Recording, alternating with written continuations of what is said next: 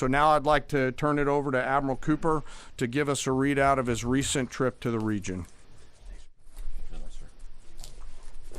Well, good morning, and Mr. Secretary, thank you for the kind invitation, and Chairman, great to join you. It's a real honor to be here representing the more than 50,000 American service members deployed throughout the Middle East today, supporting operations. And it's great to have the opportunity to highlight the tremendous efforts our warfighters operating forward and the important partnerships with regional allies that continue to thrive. In fact, yesterday I returned from my second trip to the Middle East in the past 15 days. Two very different visits, one during our offensive operations against Iran, and the second in this most recent trip during the ongoing ceasefire. Very different. During both of my recent trips, I visited with our troops who were deployed across the region in more than 70 different locations, in a distance that largely spans between Florida and Arizona. I've long believed that every success that we have starts and ends with our people, and boy, does this shine through brightly. During these visits, I had the privilege of personally recognizing more than 100 servicemen and women for their extraordinary valor, their courage, and their initiative under fire and delivering fire. And every time I interact with these young men and women downrange, I am deeply inspired by their courage, their resilience, and their unwavering commitment. The stories are remarkable. In many cases, you've seen this play out over TV. Fighter pilots who took out Iranian missile launchers in the moments prior to their launch against Americans and our partners, and who hit key military targets in and around Tehran on the attack more than 13,000 times. I met with some of the teams that helped to bring our F-15 airmen home safely from Iran and heard first-person accounts of the stories. Absolute heroes. I spent time with our troops who are employing cutting-edge tactics and technology for the first time in warfare. I won't be able to talk about what those are, but these young men and women are breaking new ground. It's incredibly inspiring. I met with teams who launched our own one-way attack drones into Iran. These were originally Iranian-designed drones. We brought them back to America, took the guts out, put a Made American stamp on them, and fired them right back to Iran. Very effective. I met with teams who are employing AI every single day to help us sift through vast amounts of information to help us make decisions faster. And importantly, humans are always in the loop in this process.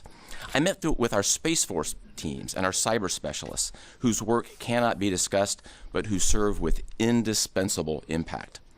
I met with our logisticians and sustainers all over the region.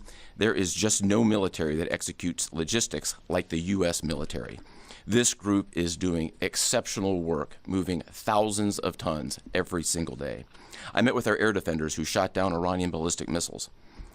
My message for this group in particular is that their actions most certainly saved thousands of lives across the Middle East during Epic Fury. And all told, my personal assessment is, after these couple of trips, is our troops are highly motivated, they're focused, they're vigilant, and they're ready. And they're using this time to do a couple of things. We're rearming, we're retooling, and we're adjusting our tactics, techniques, and procedures. There's no military in the world that adjusts like we do, and that's exactly what we're doing right now during the ceasefire. A little note about partners. My discussion with regional allies and partners, both at the senior civilian level and the senior military level, reinforced our shared commitment to regional security. But beyond that, having now fought together side by side, I assess that our military partnerships are stronger than ever as we continue to maintain a very active defense posture across the region during this ceasefire. And that posture stretches across the entire Arabian Peninsula, and it runs from northern Iraq all the way down into the northern Arabian Gulf.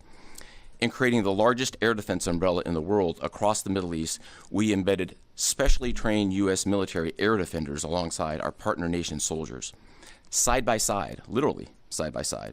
And to give you a sense of their contribution and impact, the King and Crown Prince of Bahrain both personally knew our soldiers by name.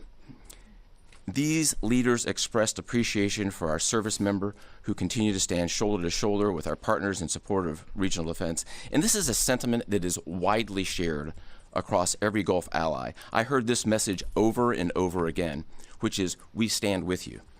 As the Secretary and the Chairman have said, Bahrain, UAE, Saudi Arabia, Qatar, Kuwait, and Jordan have been exceptional teammates. I had a chance to meet with both their senior leadership as well as their troops. Boy, equally inspiring and equally committed to mutual defense. They defended Americans and they defended their own country. It was inspiring.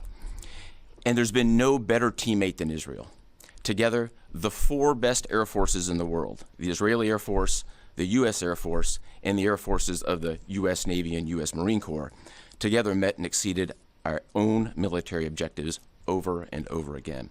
Twice in the past 2 weeks, I've met with the Israeli Chief of Defense to ensure that we remain closely aligned, and we do.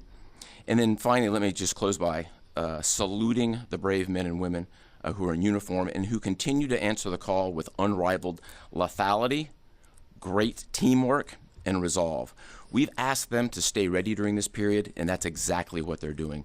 I couldn't be prouder, and I know that you and the American people share in that same pride. Thank you so much.